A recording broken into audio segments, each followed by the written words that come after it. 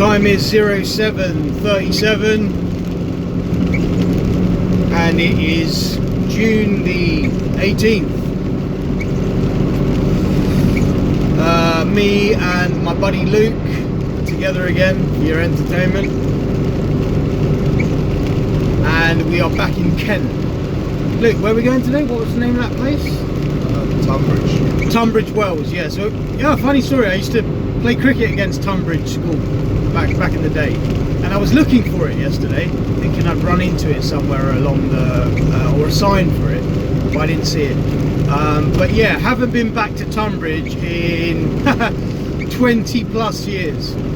So I was in Tunbridge yesterday, and that was pretty cool, you know, to think that, you know, 25 years prior I was in Tunbridge for the purpose of playing cricket against Tunbridge boys, back when I was a bowler, you know, not a very good one, but I tried, you know, when I was young. Anyway, this video is dedicated to my friend Alvin Mirage. Alvin Mirage personally has in a quarter of a mile, turn right at A406, and asked me to do a video on the theory of evolution, because I used to be a biology teacher and evolution was a topic that I was very passionate about from a young age, and I picked up a lot of knowledge on evolution, and it really did shape my views on religion and our place in this world. It was a very influential experience, you know, to do so much research into the theory of evolution. And one of the things I wanted to talk about before I start the video that I think is very important is about using social media as a platform and a tool for education. turn right at A406, then use the left 2 lanes to turn slightly left onto Western Avenue. Sorry guys, I was going in the wrong direction, and I've had to concentrate now because I've caused a problem for a few people. So I don't want to talk while I'm doing that. Come on mate, inch up now so I can help everybody else out. Make me look like a mug. It was a mug thing to do, and now it's even more. Okay, right, back on track. Sorry, British public. So, you know, I see a lot of people on social media, and there's probably... Use the left 2 lanes to turn slightly left onto Western Avenue. Or don't like my videos and think that, you know, this guy thinks he's a bit of somebody, and the reality of the situation is I don't. I follow my heart, and I always have done, whether it be in my physical training or my job. I follow my heart and I do what my heart tells me. My heart tells me that this is an important thing to talk about, or something which somebody can listen to and can learn something from my own experiences in life, then why not? And Facebook and social media is not to tell people, okay, how upset you are, how much you hate the world, or what you had for dinner or something. That's okay sometimes if somebody's really made something delicious. Continue on Western Avenue for 9 miles. That I made a dish and it looks fantastic, then I think that's pretty cool, you know. People are cooking, that's a life skill, and they're sharing with you their meal, and it's interesting. I don't mind things like that, so I'm not going to say that all social media posts are silly, but in general, if you're going to post on social media, you know, try to do it where, you know, whatever you're putting on there is interesting in some fashion, you know, or put a physical feat on there, talk about how you approach that feat, the training that resulted in that feat. Tell people that this is something that you can do if you're interested in it. I did that when I was training, because and a lot of people, especially my students, they loved it. They loved it. They loved asking me about different training tips and things like that. And I was happy to post those videos and post my progress. So I was using Facebook as a tool for you know, passing on or encouraging physical fitness, right? I see a lot of people on Facebook who post, you know, about their jobs, possibly. I don't know, I haven't really been paying attention to a lot of what other people have been doing, but if you're passionate about what you do and you post online about your job, or you take videos about what you're doing each day that's interesting, or you take a video of how you made something, or a video of how good you are at a musical instrument, or artwork, or talking, or whatever, right? You see something in somebody, you see a talent in someone. And I never make fun of anybody who has a talent, even if that talent, some people might think, oh well, that's a bit silly, right? It's a bit pointless to have a talent like that. No, I don't have that talent, so it's not pointless. It's not like you're a pigeon, yeah, in Leicester Square, going around and pecking at the floor and pecking at chewing gum, right, to find something to eat. That's a pointless endeavor, right? Well, there is a point to it, because he's trying to eat, but you know what I'm saying. It's a repetitive action, right, looking for things, right? And it's, you wish for the pigeon's sake he was a little bit more intelligent, so he'd have some more success in life, yeah? So I believe that Facebook is not a place to complain, it's a place to pass on information, man. It's a place to spread positive vibes, to log in and to go to a person's Facebook profile, or to have their stuff come up on your feed because they're interesting and they're posting things which you're clicking on, and then every time that person posts a video or a photograph or a piece of advice, it comes up on your feed because that person you know, is somebody you click on, and therefore it's coming up more, and you know, you want that person to come up more on your feed. You want that person. You don't want to click on the dumb stuff, right? Clicking on dumb stuff and liking on dumb stuff, and then that person's stuff will come up on your feed, right? I click on stuff that I'm interested in. I click on people who have made a joke which I think is funny, and if that person does, then I see something in that person. I see a comedic element in that person, which is worth having, and it's a good quality, and I like that about that person. So I like it, and then it shows up in my feed again, and then and then the idea is reinforced in my mind, because one day somebody posts something funny, and then a week later he posts something funny, and because I liked it the week before, it might come up on my feed, and I don't regret that decision, because it comes up in my feed and I'm like, yeah, that geezer's, yeah, I like listening to his stuff, right? So it's about perspective, right? It's about what you want out of Facebook. I don't want bullshit out of it, right? So I'm using it as a tool. Now, let's move on swiftly.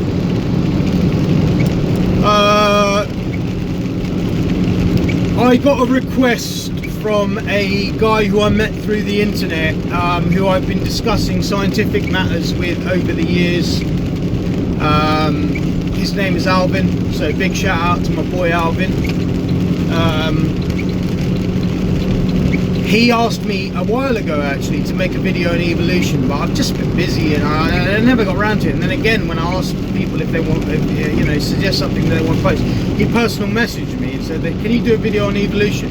Because I like the way that you speak, and when you know a lot about something, you're able to speak freely. And he knew I was a teacher as well, and he studied engineering, my friend. So he's not you know, unintelligent by any stretch of the imagination. Okay, he's a clever guy, and he studied evolution, but he wants to know my thoughts on it. So I am going to do that for him, right?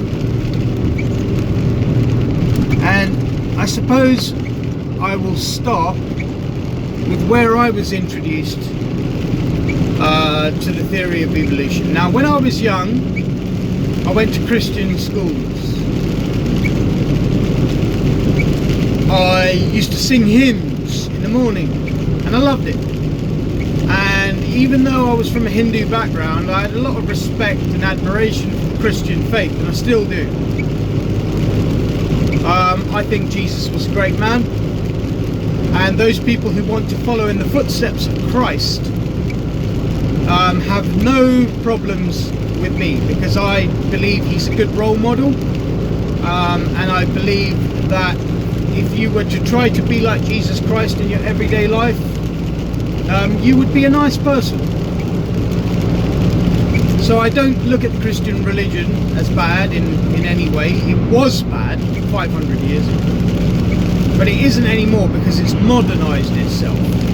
But there still is a few things about Christianity which I just can't get around. I just can't get my head around, and I will never accept, which is why I never converted to a religion like Christianity. Even though at one point in my life, when I was really down and I was in a bad situation, Luke, you know what that situation is. We're not going to talk about that on video, but I told you about my life and those few years where you know, I had to dig deep, and those other people who know me, they'll know what I'm talking about. And I studied Genesis. I started reading the Bible at Genesis because I figured that is a good place to start, and most people start at Genesis. And when they start at Genesis, the story quickly comes into your mind about how the world was created according to the gospel. And the gospel says that the world was created in 7 days. God rested on the 7th day, and it gives you a little breakdown of what he created on each day. And when the Bible was created thousands of years ago, I am sure that those people who were reading the Bible were interpreting the Bible literally, which means that they were thinking at that time that the world actually was created in 7 days. And there are still people to this day, biblical literalists, hardcore evangelical Christians from the United States, who ascribe to this worldview where the world was created in 7 days. And if they've been influenced by modern science, but they still want to hold on to their Christian views, some of those people have said that, well, the Bible actually wasn't made with the idea that the world was created in 7 days. That's just symbolism. That's just an allegory. So it's God using an allegorical story to talk about how he created. That's not actually how the world was created. So they changed their position slightly. Why have they changed their position? Because the world has changed and we know more now, and they're maybe inside they're a little bit embarrassed, so they've adapted their story to now fit a more accurate view of the world, right? But they're not wanting to give up their religion completely, because that would be sacrilege. So they're holding on to their religion and they're changing it slightly and saying, well, oh, actually 1 year in God's mind could be millions of years. Even though we all know That wasn't what God had in mind, and that wasn't what the writers of the Bible had in mind. Okay? You only need to open your eyes and think to realize that thousands of years ago that would have been literal, because they didn't know any better, because people were not stupid back then, they just didn't have such advanced science. Okay, they were freaking clever as we are today. William Shakespeare was born, what, I don't know, 1500 something, late 1400s, I don't know, I really don't, I'm guessing, but he was extremely intelligent, a brilliant mind, right? But he wouldn't have had any knowledge of evolution, because he didn't grow up in a time where that information was available to him, right? So he worked with what he had, but he was an incredible literary genius. Okay, so the point is, there were lots of clever people. We aren't cleverer or more clever now than people were back then. It's just that we got more access to information. So everybody can be clever now. You got a computer, don't you? In a quarter of a mile, keep right to continue on M40. Follow signs for M25 Birmingham. Go on good websites. Stay away from bad ones. Do your research. Get your scientific material from keep right to continue on M40. BBC or the Smithsonian, or read scientific papers. Continue on M40 for 1.5 miles. Right? That would be a way that you can increase, but don't go on conspiracy websites.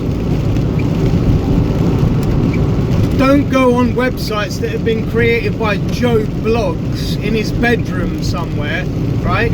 Somebody who's pissed off at the world, right, and wants to create a conspiracy, yeah? You can get your information from lots of places, and then see if that information corroborates with other pieces of information from other reputable websites. And if they're consistent, then you might say to yourself, I believe that thing's probably true, because all the smart people in the world are ascribing to that. Yeah, that would be a logical way forward. It wouldn't be dumb to do that. But going on some shit website that you found or was recommended to you by, you know, some street preacher or something, come on, mate. In a quarter of a mile, at junction 1A, take the M25 exit to M4, M3. That's not going to help you in life at all. So, how I was introduced to evolution. When I was young, I was really interested. Exit at junction 1A, then keep left at the fork to stay on exit 1A.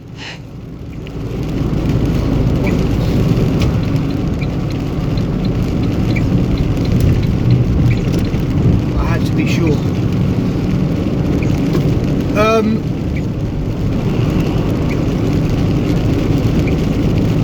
Sorry about that, guys. Yeah, so right, M40. Keep left at the fork to stay on exit 1A. Right, sorry, we're turning and I've just got to focus. I don't give a shit about the camera when things like Continue on M25 for 38 miles. Alright, 38 miles, brilliant. Okay, so we have 38 miles. So when I was young, one of the things that really interested me when I was young was our ancestry. And I ain't talking about our history in the last 100 years. I'm talking about our ancestry over millions, right? Because I was really interested with the concept that we evolved and that we weren't always built the way that we are now, and we weren't built physically and mentally. So there was a time when our brain capacity was significantly smaller, where the cranium capacity, the actual cubic centimeters of volume within your skull, was less, which means that You were not as good 3 million years ago at solving problems as we are now. Our brains were smaller, they were less developed, right? The frontal cortex developed and reached its modern size, okay, in the last sort of million years or so. Homo erectus, which is our direct ancestor, which was alive around sort of, I think 500,000 to 1.5 million, or in that range, right? If I'm not correct, or I know it's definitely as far back as 1.5 million. Okay, those hominids or ancestors of man had brains that were almost the same size as brains of modern humans. So if you found a Homo erectus and you brought him and you dressed him up in a suit and you cut his hair and you cut his beard off and you stuck him in the middle of New York City and he walked past you, you might not even know that you walked past a Homo erectus. You might not even know, because he may look very similar to something like a black man today, somebody with African type of features, right? And before Homo erectus there was Homo habilis, or tool making man, around 2 million years ago, and 2 to 3 million years ago. Homo habilis had an even smaller brain, okay? And it was this type of chronology that interested me when I was young, because I looked at that and I was like, Jesus Christ. I mean, back then the life expectancy of a hominid was maybe 30 years, 35 years. These people were expert hunters and scavengers, expert survival experts in their various terrains. They were killers. That's what they did for a living. Kill to survive. And they had incredible knowledge. And if you look at hunter-gatherers from today, the hunter-gatherers in the Brazilian rainforests, the hunter-gatherers in South Africa, the hunter-gatherers in Kenya, you know, the same methods that they have been using is the same methods that the hominids and things were using thousands and millions of years. It's been developed over time, and they are a real like fascinating people, because they're using the techniques that are lost to people like you and I who live in the city. We wouldn't have a clue what to do, or where to find sustenance, where to find water, where to find animals that you can hunt, even if big game is not around. Big game might not be around, they might bug it off to find some grass somewhere else, right? So you need to hunt smaller animals, smaller prey. So in the hard times, when times are hard, you need to downsize your prey. Hunt different things, different times of the year, you know, those type of skills are known to hunter-gatherers. That's why I like bushcraft, that's why I like the military, that's why I like army training, that's why I like camping, yeah, because I like the idea of testing yourself in those ways. And when I was young, I was specifically interested in anthropology, or physical anthropology, not cultural anthropology. Cultural anthropology of studying tribes and things from around the world wasn't so much interesting to me. Physical anthropology and how the body changed, how the skeletal structure changed, how our brains changed, right, was something that interested me when I was young. And that's how I became interested in evolution. Was through the study of our own ancestry, the ancestry of man. And it was through the ancestry of man that I started becoming interested in also animal evolution as well. We're animals anyway, we're parts of the animal kingdom, right? We're parts of the animal, we're part of the animal kingdom, The phylum that we belong to is Chordata, or vertebrates, right? We are a member of the class mammal, right? So kingdom, phylum, class, order. Order, we are primates.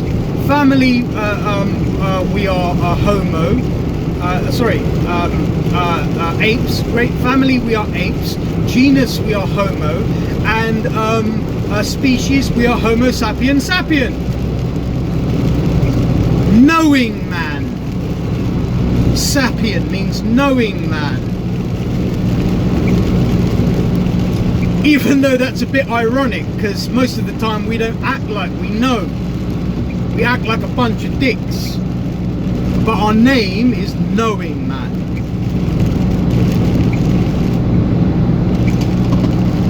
So that's how I got interested in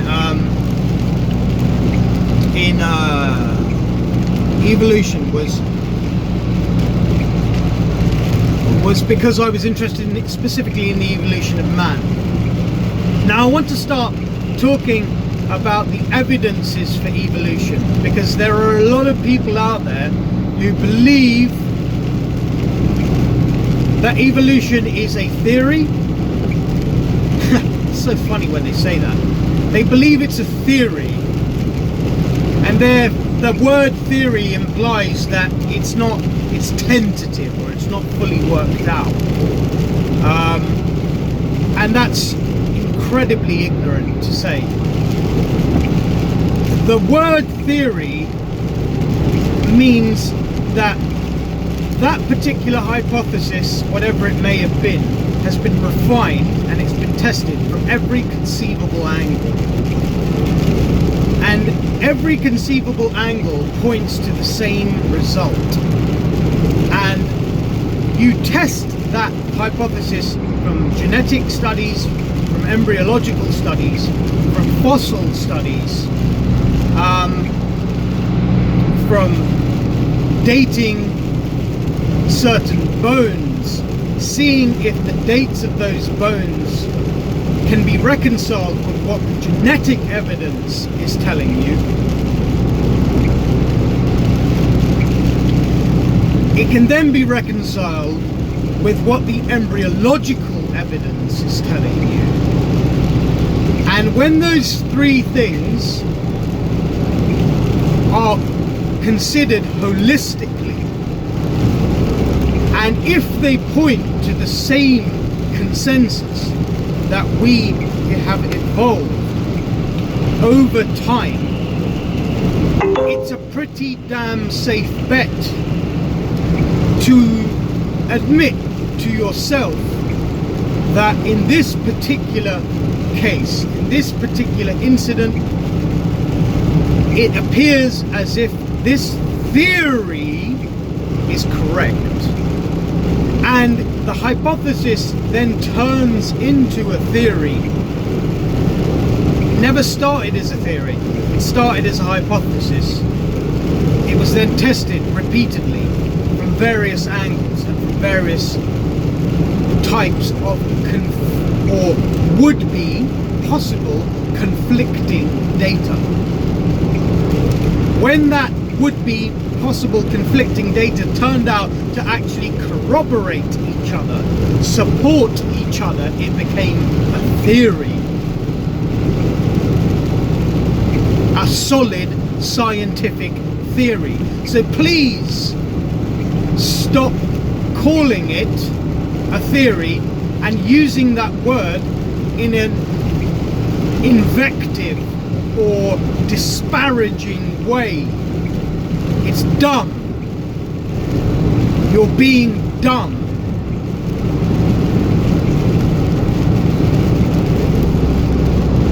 So it's been well documented that people have been finding bones of long extinct animals for many, many hundreds of years. And people didn't have any idea what those bones were, and I'm sure when they found them hundreds of thousands of years ago, they might have thought to themselves that these were dragons or something, when they could have been, you know, dinosaurs or some other animal. And when these bones were found in the various strata, we know that the further down you dig and the deeper you go into these strata, the further back you are going in time. And you could even take a pipe and hammer it into the ground and pull the pipe out so that the various layers of soil can be seen several meters in, and then those layers can be studied. And geologists can tell us through various techniques, through various dating techniques, how old these rocks are. Now, if you don't believe me, then that's fine, but people go to university and become doctors of geology, okay? And just because you went on a freaking website that tells you that evolution is untrue and done your 15 minutes of fame research, okay, doesn't mean that you're going to reverse or cancel the hundreds or tens of years of research of people who have dedicated their lives in this field, right?